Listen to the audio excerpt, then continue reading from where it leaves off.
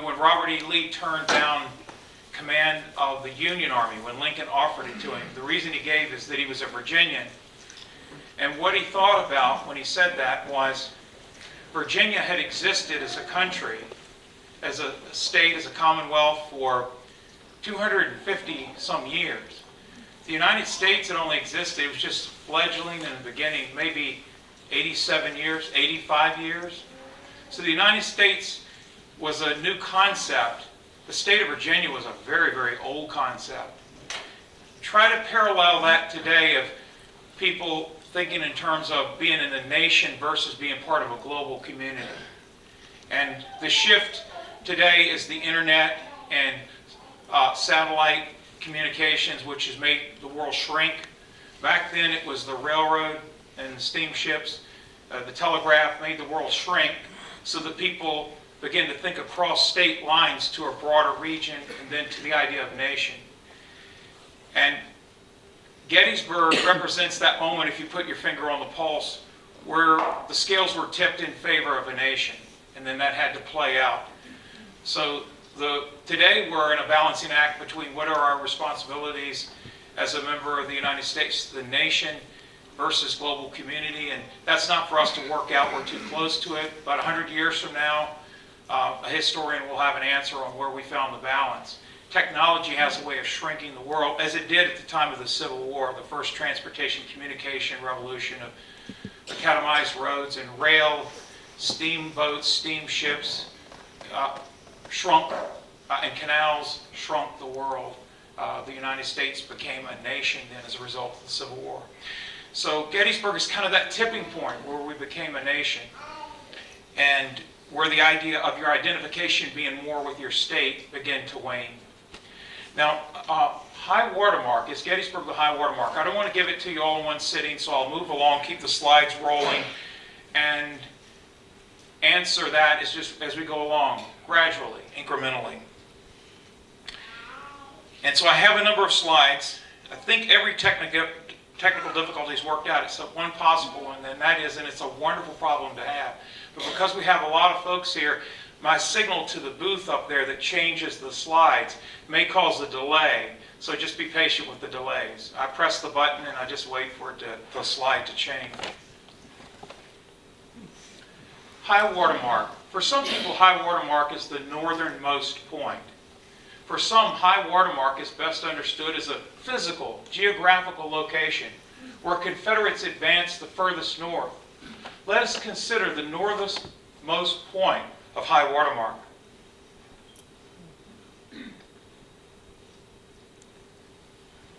Northernmost points. You'll hear some people argue that the northernmost point of high watermark, if we're looking at a geographic or a locational spot for high watermark, if it's gauged by how far north the South was able to penetrate into the north, then some would say it's the John Rupp House, where General Albert G. Jenkins and staff occupied this house before they launched movements towards Harrisburg. And you can see the placard along the road in front of the Rupp House, which was built in the 1770s. Confederate General Albert Jenkins and his staff occupied this house June 28th, June 30th, 1863. His brigade, a part of Ewell's corps, had entered Mechanicsburg to reconnoiter the approaches to Harrisburg with a view toward a June 30th attack.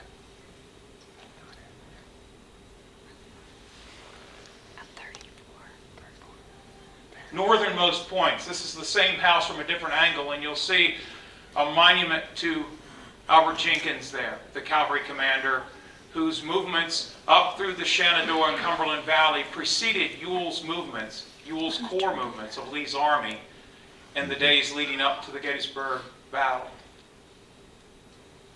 Some would argue that the northernmost point is, and I've done a lot of technical adjustments all morning. We have an older projector in this room, and so I hope this won't happen again, but I did my best to correct it. Northernmost point might be considered Oyster Point, named after a tavern in an area we call Camp Hill today. Daniel, if we were to go 15 north, like we do sometime to go play golf in Mechanicsburg, you go 15 north and you come into the area of Mechanicsburg, you'll notice a Boscov's and a Barnes & Noble's on your left. there was an old Pier 1 Imports there for a while, a Rite Aid, and a CVS. You know where I'm talking about as you enter into Camp Hill? If you passed Rite Aid and took a right turn, it would lead you down to Oyster Point and to this particular park, which has a picnic table, but it has a monument denoting where the fight occurred with Jenkins Cavalry and some Union militia on June 28th and 9th.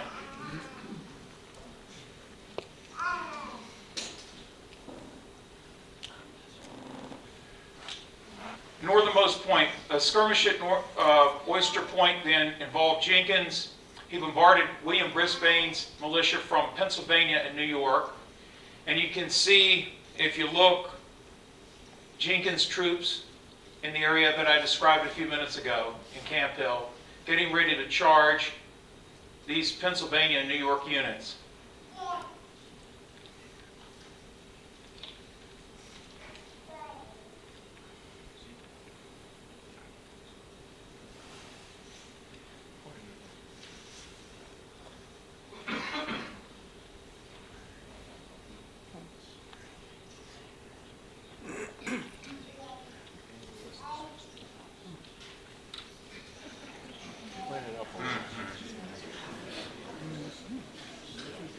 Change your angle. Excuse me, Troy? Yes. Would it make sense to have someone up there with the clicker and you would signal them? I may have to do that. Would somebody be willing to do that? Thank you, Matt.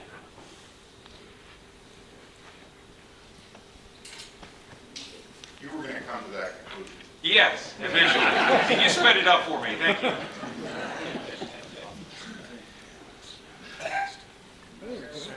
Okay, northernmost points also include Sporting Hill on June 30th as a northernmost engagement.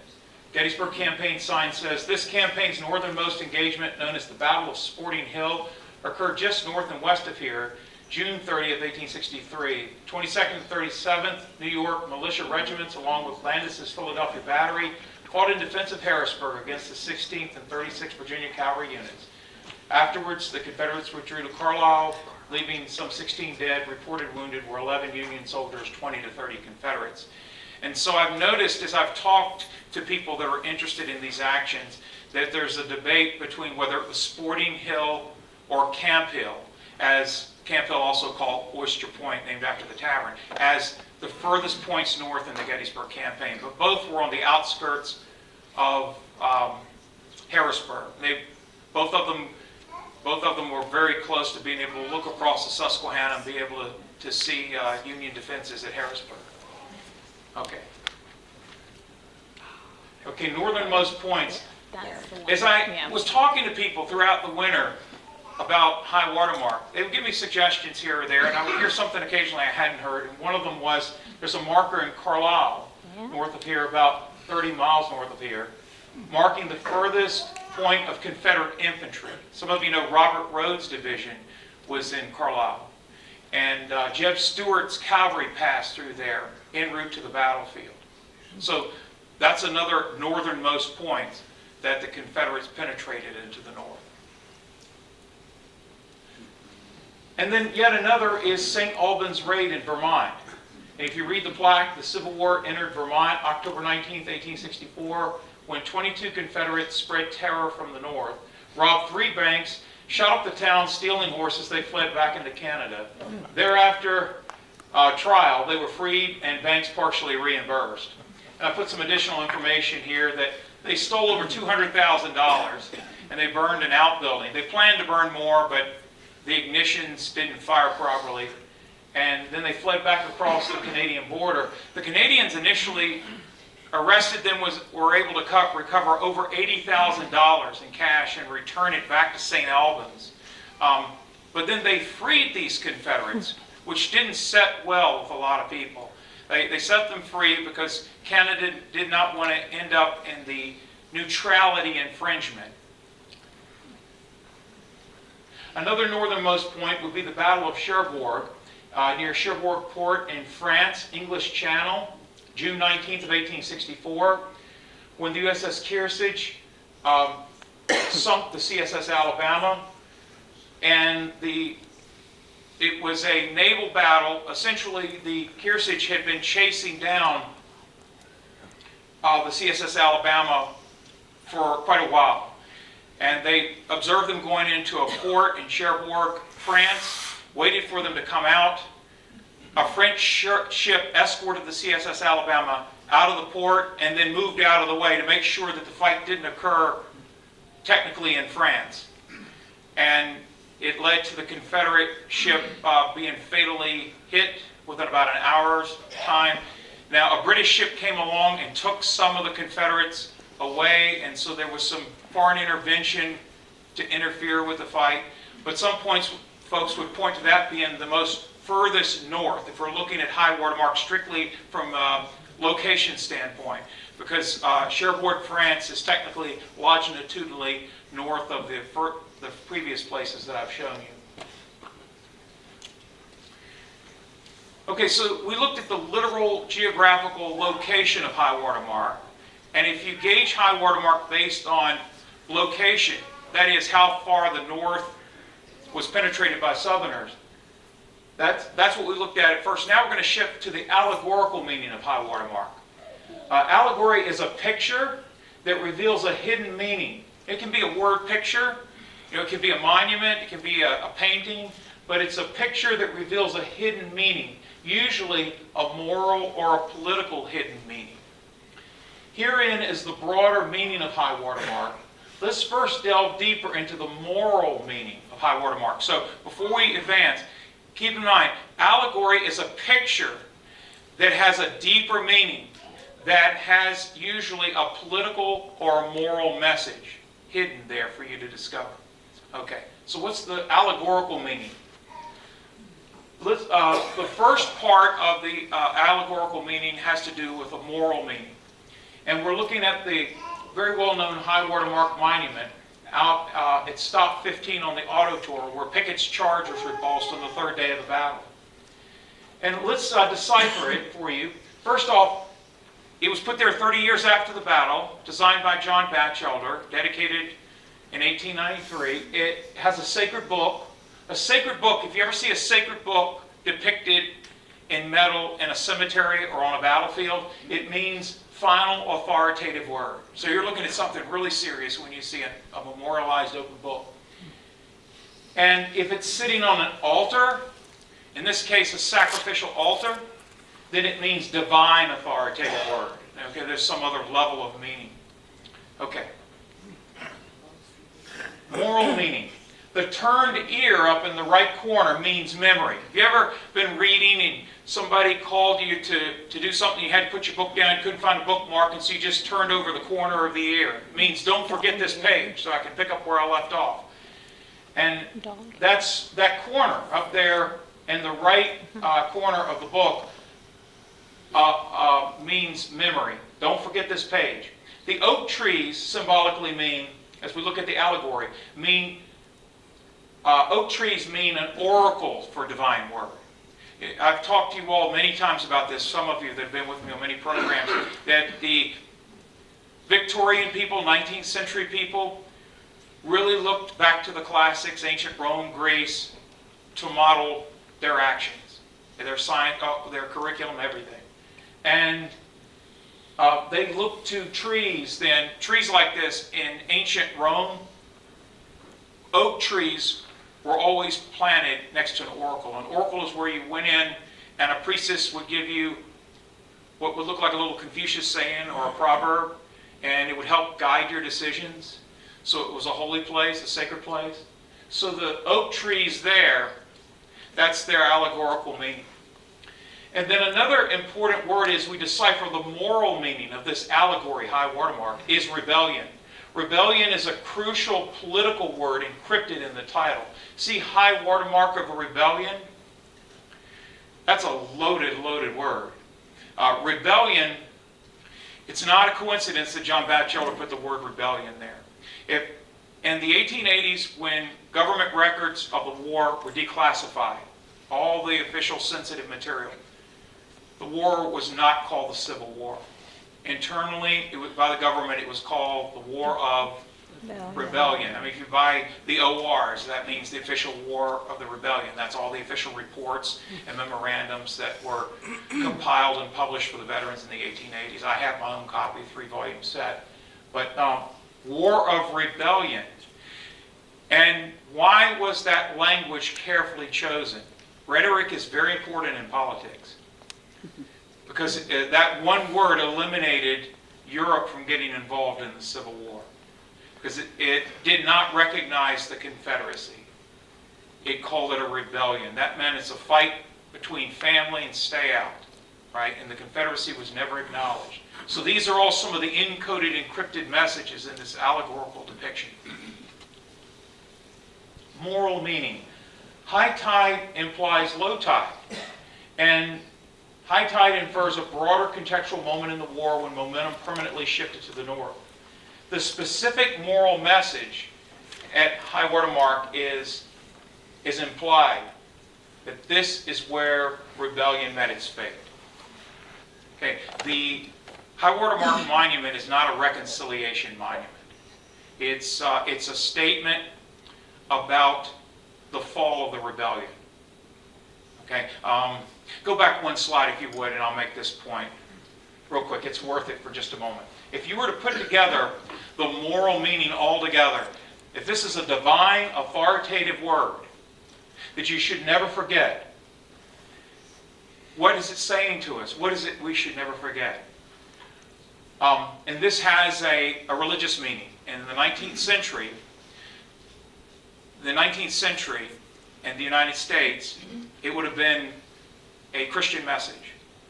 And the message, if you want to interpret this, is an allusion to the book of Revelation, that in the final judgment, the great white throne judgment, people are separated on the left and the right.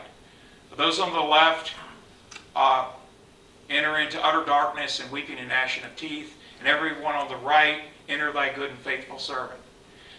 Notice that as you look at this divine authoritative word, the Confederate deeds are on the left. They're on the wrong side of history. And the Union deeds are all spelled out carefully on the right in how they repulse Pickett's charge. So this is a divisive monument. It's not a reconciliation monument. Okay. So that goes back to this implied message. This is where rebellion met its fate. This is where the Confederate dragon was slain. That's what it was. Okay. And notice high tide and low tide. I took the picture down below. I went out there in the middle of winter. I think I ran into you, Pete, right after I took the picture. You were walking your dog, and I was all excited. I thought it would work. But I even found some ice and snow around, one of the markers there in the foreground if you stand at high water mark. And it's this idea of a shoreline where there's high tide and low tide, where the water comes in at high tide and then recedes at low tide.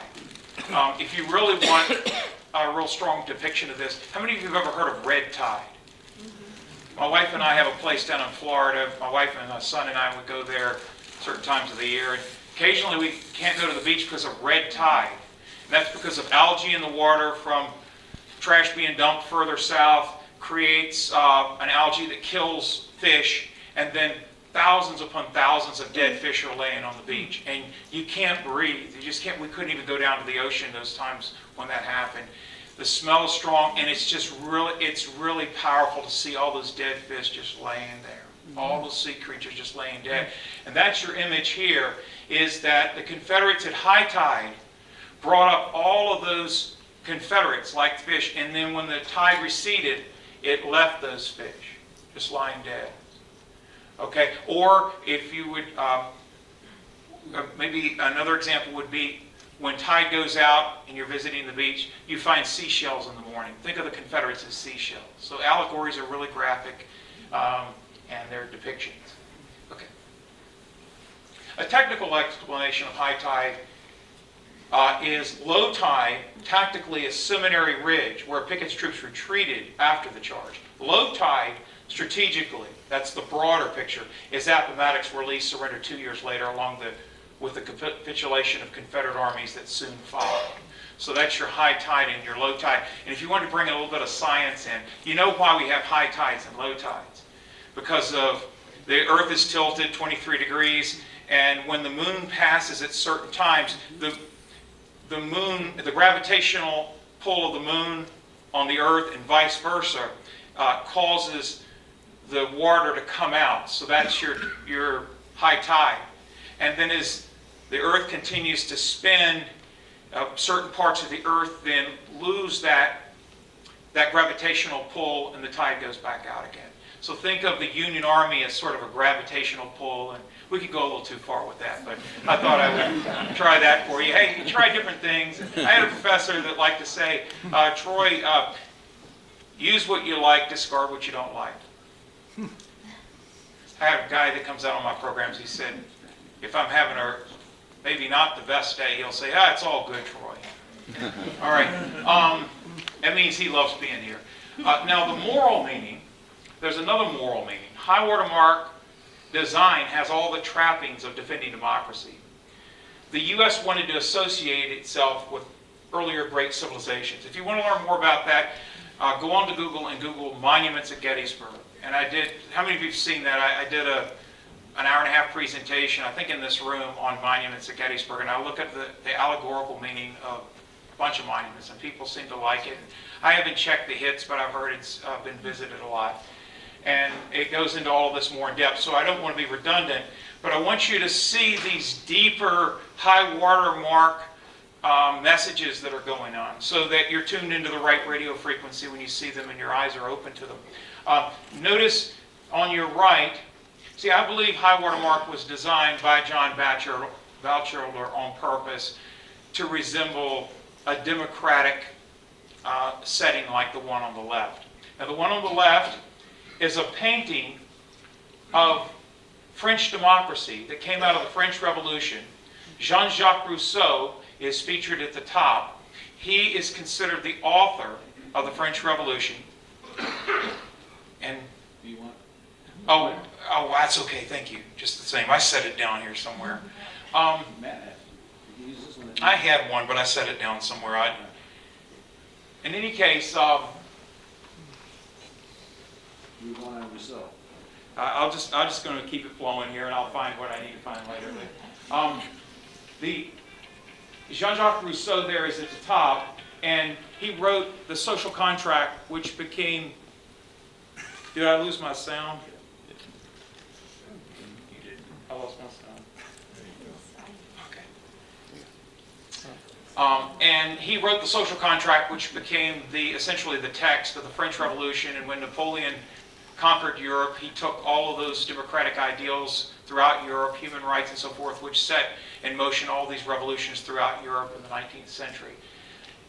And if you look at the painting of the watercolor on your left, you can see Rousseau, you can see the vigilant eye directly below that. You see that on your dollar bill? Vigilant eye means, and you know this on a personal level, if you want to keep your freedom, you always have to have your eyes open. You always have to be on your toes. There's always someone trying to take your freedom away.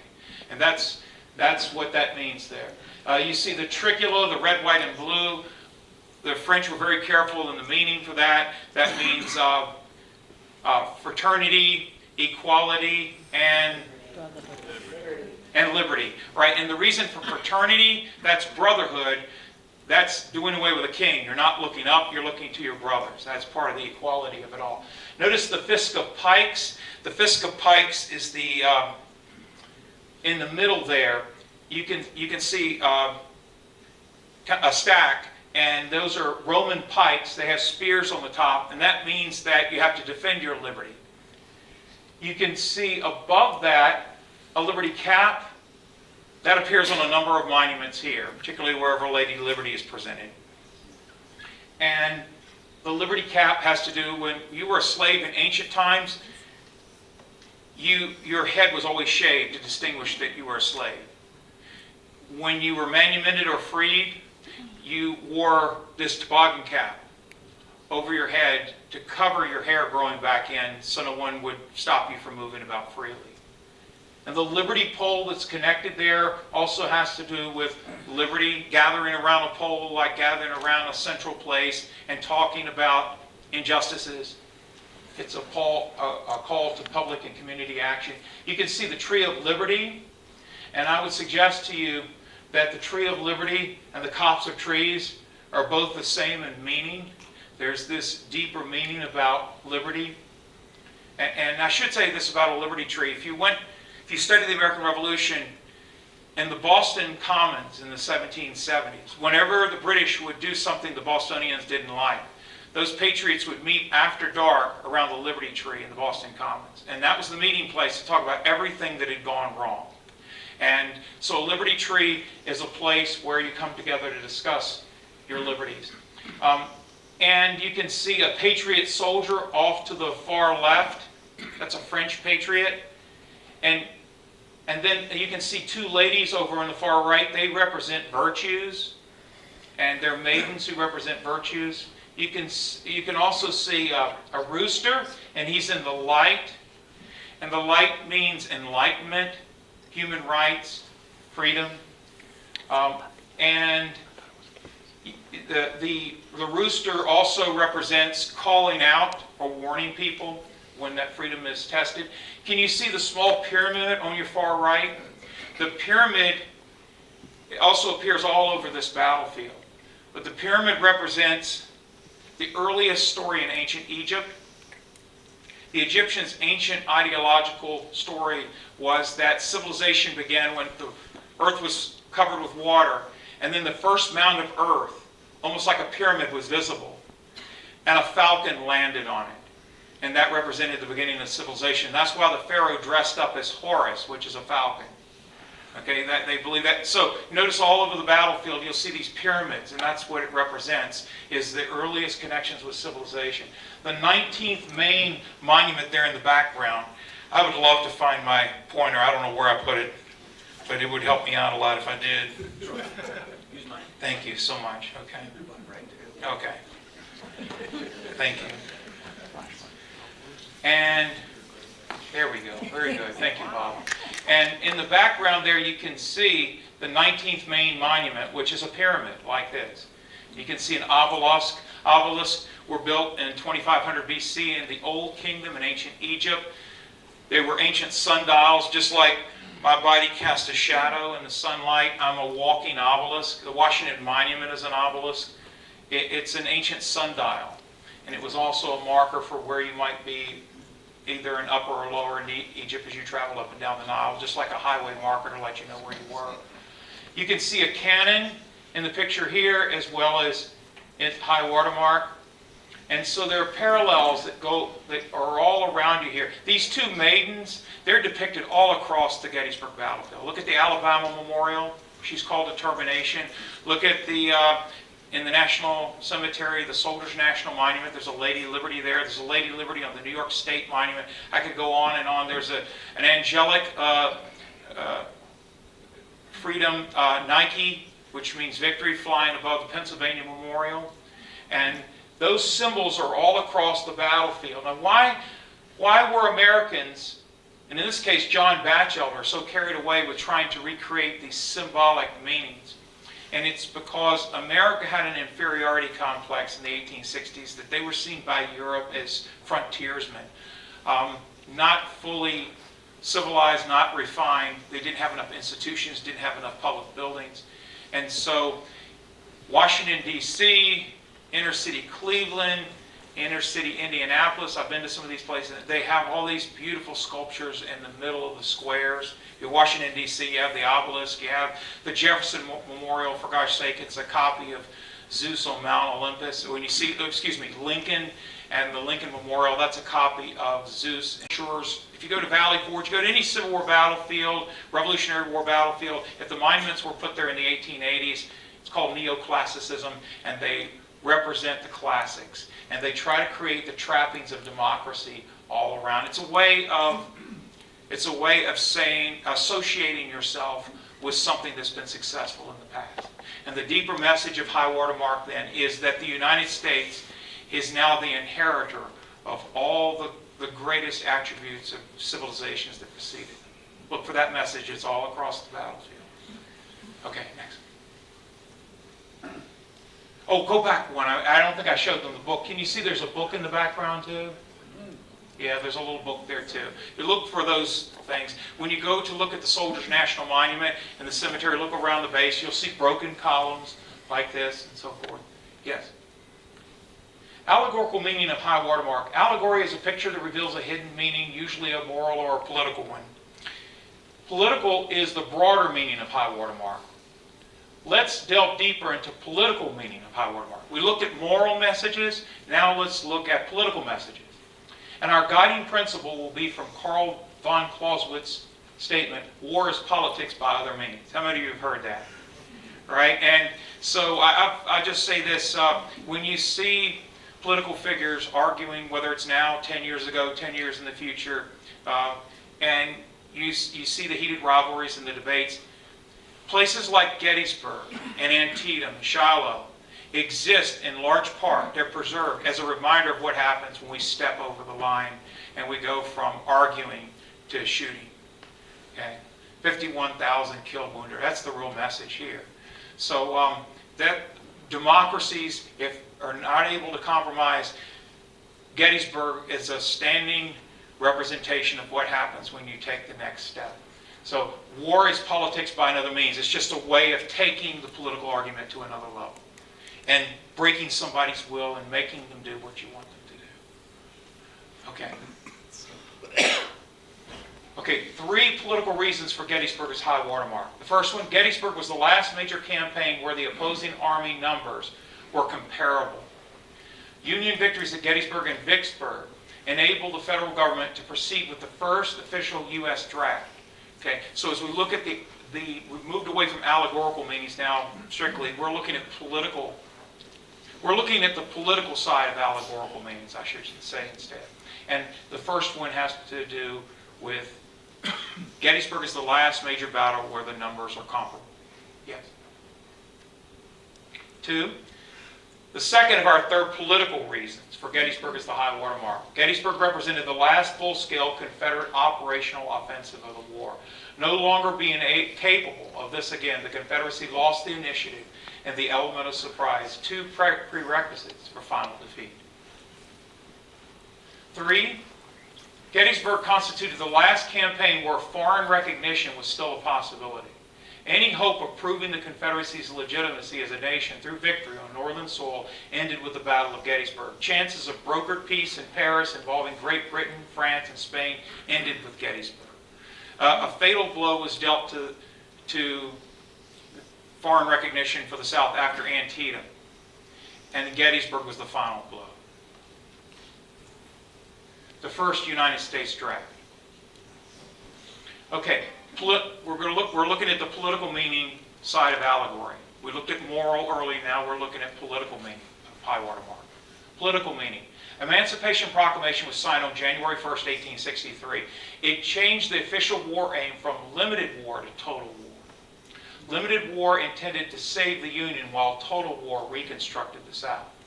The direct result of the emancipation was a draft that eventually doubled the size of federal forces to break the South and reconstruct it both socially and structurally.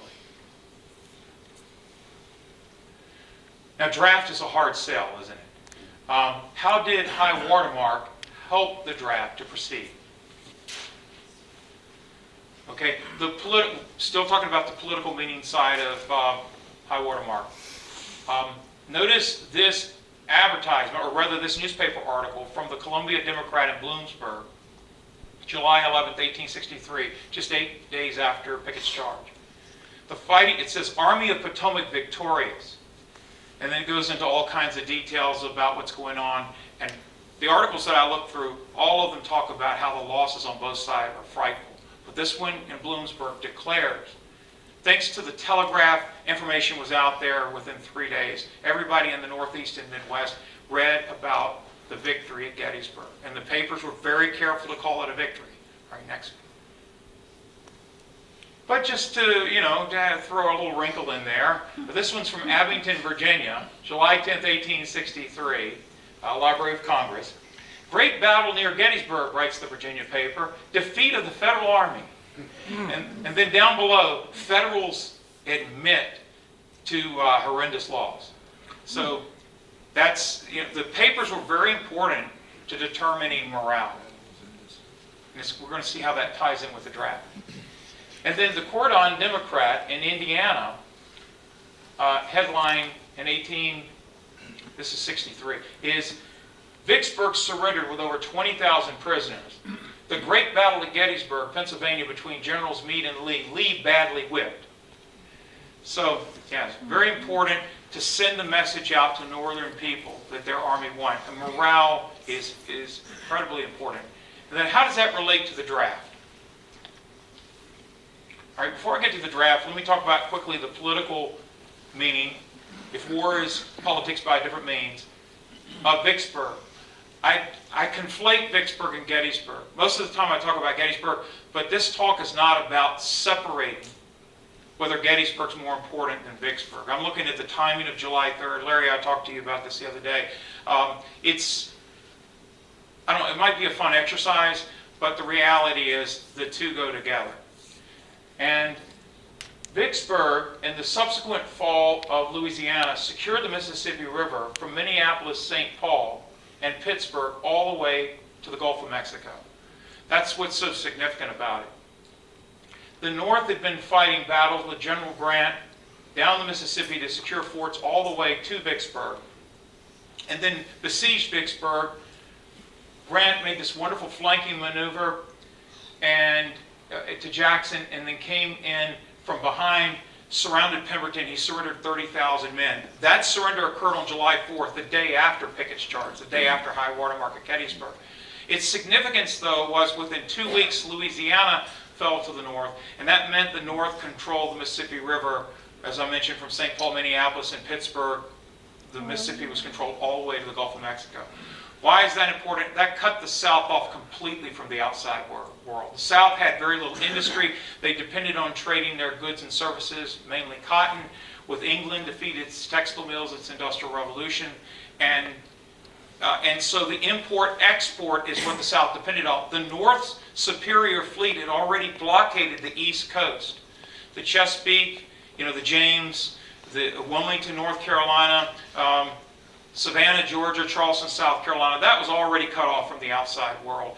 Then once Mississippi failed, that meant the South had no control to trade with foreign powers, let's say the Dutch or the French or the Spanish or the English via the Gulf of Mexico. That meant the South was enduring the ultimate embargo. They would have been starved out probably anyway. They were short on everything, weapons and increasingly everything that they needed, railroad track replacement parts, whale oil for lubricants for their trains, all that was scarce after the Mississippi fell. And then the Mississippi falling opened up the interior of the South to Sherman's eventual, it started with Rosecrans through Tennessee, but eventually a march all the way to Savannah, cutting off from west to east the lower South from the upper South.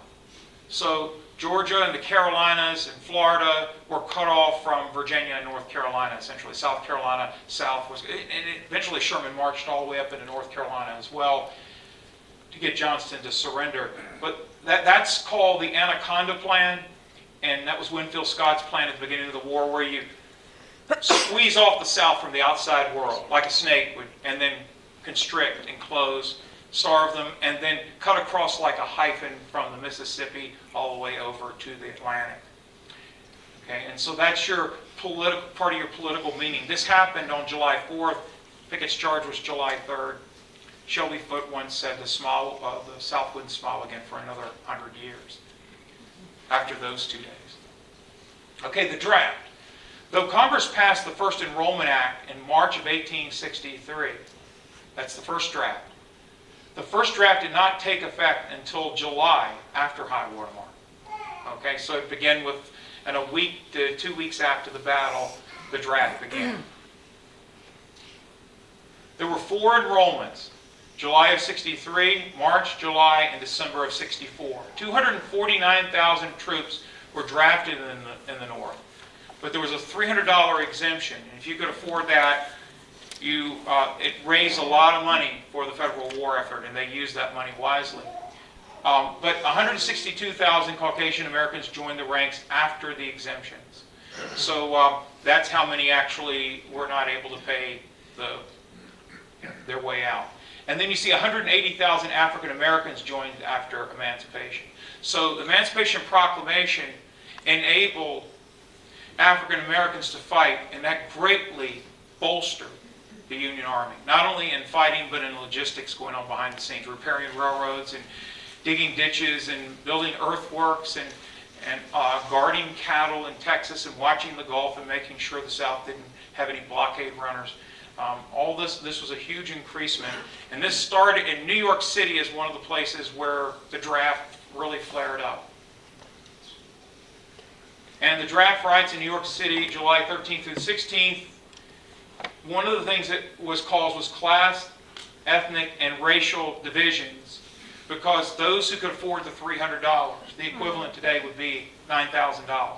If you could afford that $300, then you were exempt. And if you were poor, you felt like you were being taken advantage of. And it caused ethnic, racial, and class divides.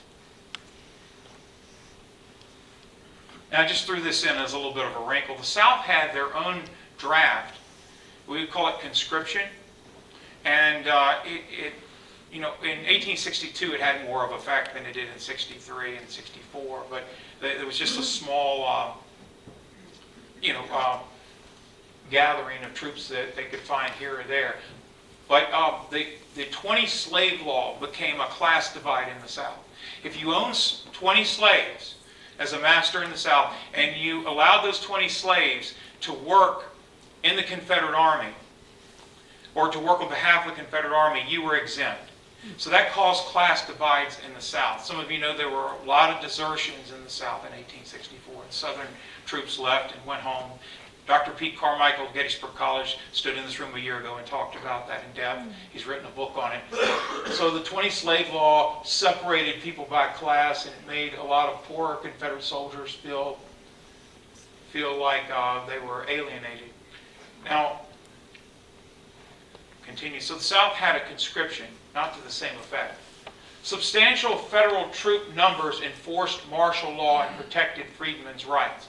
This is a point that I wanted to make to you earlier. That not only did Lincoln, through the draft, want to create a larger Union Army, but there were two purposes to creating a larger Union Army. One, totally defeat the South, break their will. Remember Colin Powell told President Bush years ago during 2003 war in the Gulf, he didn't say he disagreed or agreed with the war, and we won't get into that as well. He just said, he said, the only thing I have to say is if you break it, you own it. So, in other words, you're going to have to be there for a long time if you break it. If you break the structure, you own it. And you've seen at times in Iraq over the years where the United States has had to send more or less troops to quell things at different times and to do mop-up missions. When you break it, you own it. Okay? And it may be the right thing, but you still own it. And so when the North decided with the Emancipation Proclamation it was total war, that meant breaking the South. It meant bringing the power structure down. And it meant doing something the federal government had never done up to that point. And that is being involved in civil rights and putting large numbers of boots on the ground to make sure that African Americans could vote, that they weren't denied property, that they weren't terrorized in their homes and that kind of thing. So the reason for the draft was to enlarge the Army, not only to defeat the South, but after the war to be able to reconstruct it structurally, concretely, and socially. And that would last for 12 years. It's called Reconstruction. Their entire courses on that in universities. Okay, Grand Review of the Armies, May 23rd, 24, 1865. Roughly 145,000 federal troops marched down Pennsylvania Avenue over 2 days.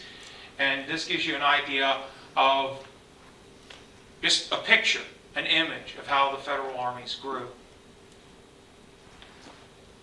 Draft numbers enabled Grant's three-prong attack in Virginia. It made Lee defend 3 separate spheres: the Valley, the James River, and the direct overland route. So he put bodies of troops in 3 different spheres of Virginia. General Lee had to try to fight in 3 different directions. If he overcommitted in the wrong direction, he was doomed in the other direction. So Grant brought pressure on all 3 fronts. He was able to do that because of the draft. Cold Harbor is an example of this. The Federals and Grant's Overland Campaign at Cold Harbor had 110,000 troops. The Confederates had 60,000. Siege of Petersburg, there were 20 yards between Confederate soldiers in the trenches when the distance should not exceed 1 foot. See, in those days they didn't have automatic weapons, so to achieve firepower, you didn't have rapid fire. Gatling guns were starting to come into existence, but by and large, most of the war, soldiers had to stand side by side for a mile to produce firepower. Right? And you remember the horrific shooting at Las Vegas a few years ago? One person with an automatic weapon, I forget the exact number, they killed over 50 people in a matter of seconds from a window. That's what an automatic weapon will do. Civil War was largely fought without automatic weapons. The only way you could produce that kind of, the equivalent of rapid fire and fill the air with lead and break your opponent's lines, is you had to have a 3-to-1 ratio. Everybody had to stand side by side and every 20 seconds fire. And that's how you created firepower. Well, when you have 20 yards between men and the person who's attacking you has only 1 foot spacing, guess who's going to break through? And it eventually happened. Okay, draft numbers enabled. Grant had 114,000 to Lee's 56,000 in his pursuit of Lee from Richmond and Petersburg to Appomattox. High Watermark was the last battle with comparable numbers. Foreign recognition, European brokered peace. Lord Palmerston, who was head of the Whig Party, and he was the Prime Minister of Great Britain, was sympathetic to the South. English manufacturers pressured his government to intercede on behalf of the South. And so, for a while, the Confederates had an open ear for diplomacy.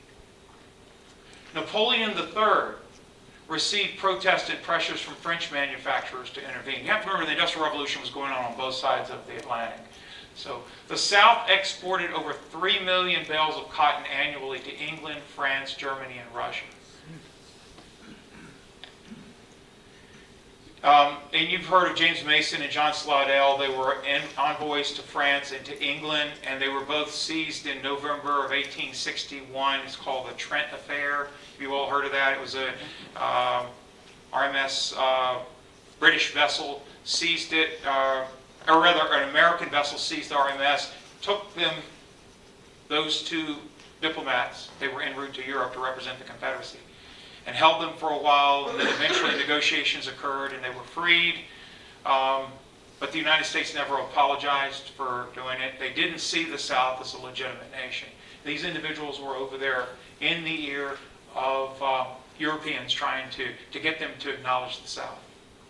Cotton was their big leverage. Up to 80% of material for British textiles came from southern cotton. English textiles composed a significant amount of British exports. So cotton was central to Europe's existence during the Industrial Revolution. Cotton diplomacy. Here you can see Jefferson Davis talking to Britannia, and he's trying to persuade her to recognize, not recognize the Confederacy, or excuse me, to recognize the Confederacy as Jefferson Davis here. And cotton is the bargaining chip. Gettysburg ended possibilities of a European brokered peace at a neutral site such as Versailles. You know, Versailles, outside of Paris, is where so many peace treaties occurred. This is the one that occurred during World War I. This is probably where it's a neutral site. It's where the South would have wanted a peace treaty to acknowledge them as a nation among nations. Like a nation today, you hear about the debates over peace in the Middle East, and one of the countries wants to be recognized and have a vote in the UN. And so we don't come down on one side or that or the other, just watch and see how it plays out. But the South was trying to get that kind of recognition among other nations. Gettysburg was Lee's last comprehensive invasion. That's our last point. One offensive thrust remained, but invasion ended in July 1863. Notice I put a tantalizing point that there was an offensive thrust. Let's see what that was. Major General David Hunter's Valley Raid, June of 1864, would prompt Lee's last offensive thrust. It was not an invasion, it was more like a raid. But an invasion implies that, well, I don't want to, I'll explain that in the remainder of the program. But Hunter came down the valley, here's Stanton and Waynesboro and Charlottesville, and he advanced down into Virginia to Lexington where VMI is, and all the way down to Lynchburg, Virginia, and then back. That was in June of '64. That was part of the three-prong attack of General Grant to threaten the valley where all of the wheat was, all the bread, all the grains that the South needed. They needed to protect that so farmers could feed the army. Yes, go ahead. And along the way, on June 12th, VMI and the public buildings were burned by Hunter. So this outraged the South, but there was not a lot they could do about it. The way the South retaliated was to move back up through the valley into Maryland and move over and threaten Washington, D.C. It led to a battle in Frederick, Maryland, called the Battle of Monocacy, July 9th, 1864. It's represented Lee's last offensive thrust. Thrust is it's not a comprehensive invasion. You don't plan on staying. You're not going to try to break your opponent's infrastructure. You're not going to try to take all kinds of logistics. Instead, you're just making a maneuver. And so that whole maneuver towards Monocacy was not only revenge out of what Hunter did in the valley, but Jubal Early's movement on behalf of Lee up through the valley into Maryland was also a way of drawing Union attention away from Petersburg and Richmond, where the Union was tightening their control around Petersburg and Richmond. The final stand of Monocacy, July 9th, 1864, by Keith Rocco, showing the U.S. regulars slowing Early's raid of Monocacy. Early was successful. There's been a lot of talk about how he delayed 24 hours after his success, but nevertheless won the Battle of Monocacy. Now, I'll go back one so I can finish this up with Monocacy. Though it was a temporary victory, General Grant responded immediately. Using the railroads, he shifted the entire Union 6th Corps from Virginia up to in the direction of Baltimore and Washington and stopped them. The Confederates were at the outskirts of a place called Fort Stevens. You heard a recent lecture on that outside of Washington, and that was the Confederates' last attempt to make any kind of maneuver into the north. Okay. Except for some burning, some arson. On July 30th, 1864, the burning of Chambersburg by John McCausland. Over 500 buildings were partially or fully consumed. This is a painting by Landis Brent Witzel. This is a picture from explorehistory.com. They have some wonderful pictures of Chambersburg, and I use this one here. It's a photo by Richard Schrock, and it shows Chambersburg in August of 1864, shortly after many of the buildings caught fire. So it was a pushback in the valley. Okay, into invasion for Lee. Lee permanently lost the initiative after high watermark at Gettysburg. The significance of Lee losing the initiative was a safe Union home front. Lee could no longer threaten the Union Army's ability to make war. Union infrastructure on the Union home front no longer needed defending. All available Federal reserves could assume the offense for the remainder of the war. What Union infrastructure no longer needed defending? Philadelphia, Wilmington, and Baltimore Railroad Hub, Broad Street, and Philadelphia was safe. Confederates were not going to break the rail or burn the train station or destroy the hub. What else was preserved by General Lee losing the initiative and no longer being able to invade the North? The Hanover Junction, you can see Early's division marched through here on the way to York during the Gettysburg campaign. It's a picture of Hanover Junction. And the Confederates marched through there and tore up a lot of rail. They could have done that again, but after Gettysburg, that was no longer possible. Here's an example of tearing out rail.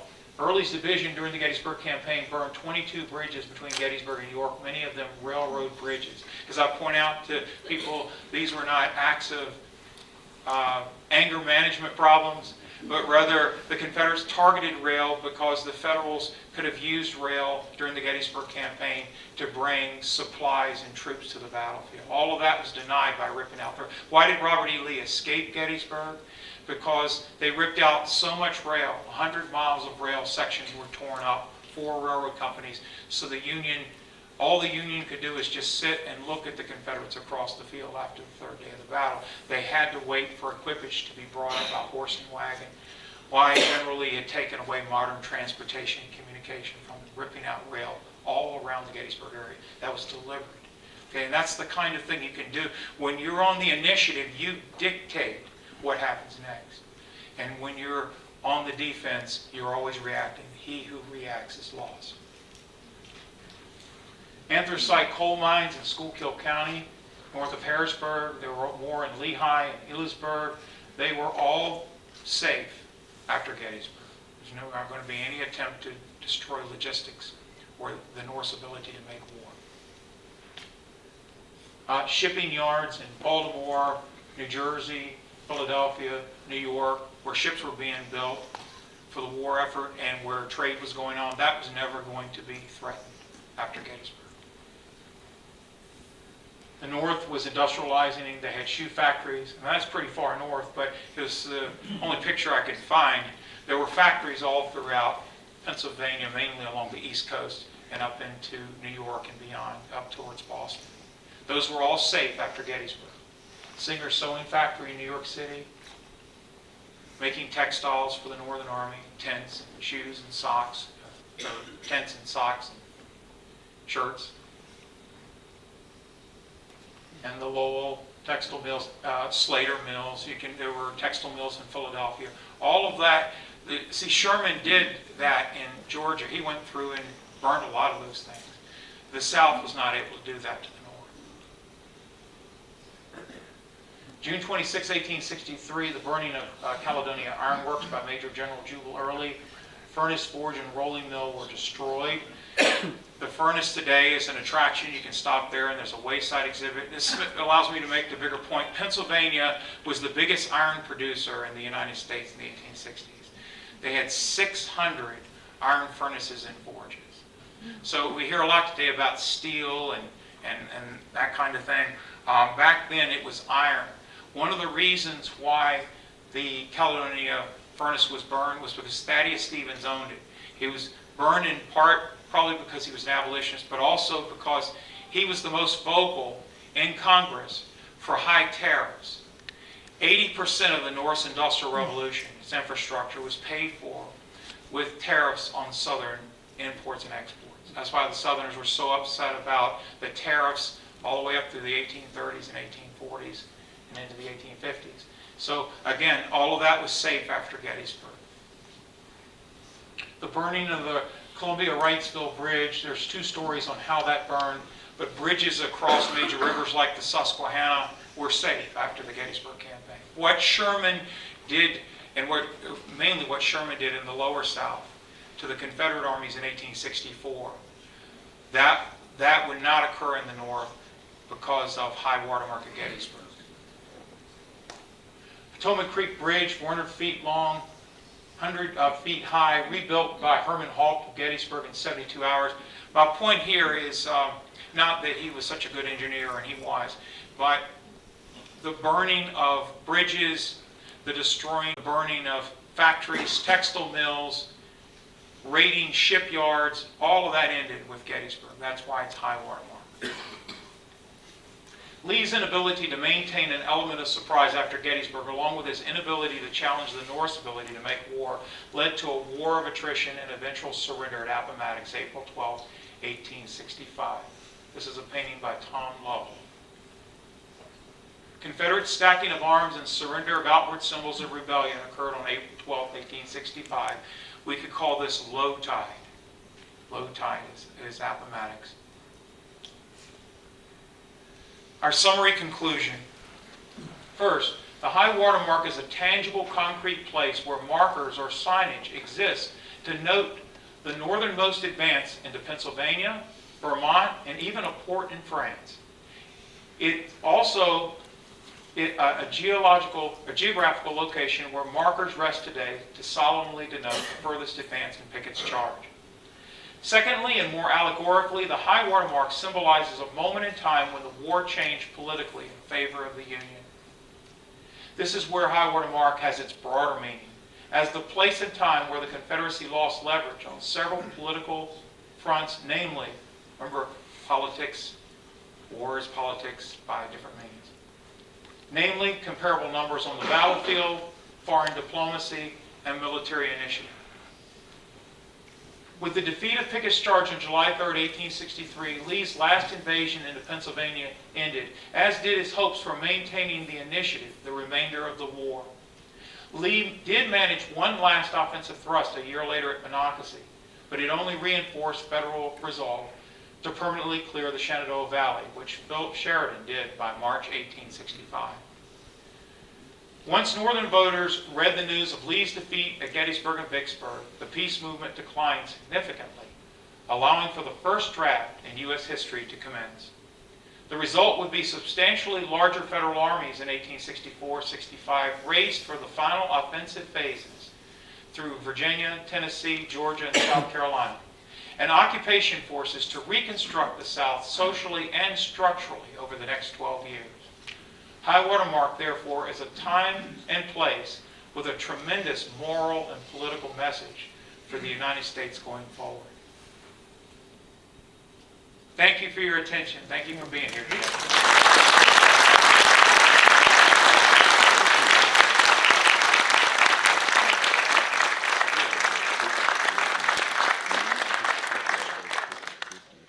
And hopefully I'll see you in March. If not, I'll see you out on the battle walks in the summer. Pretty good.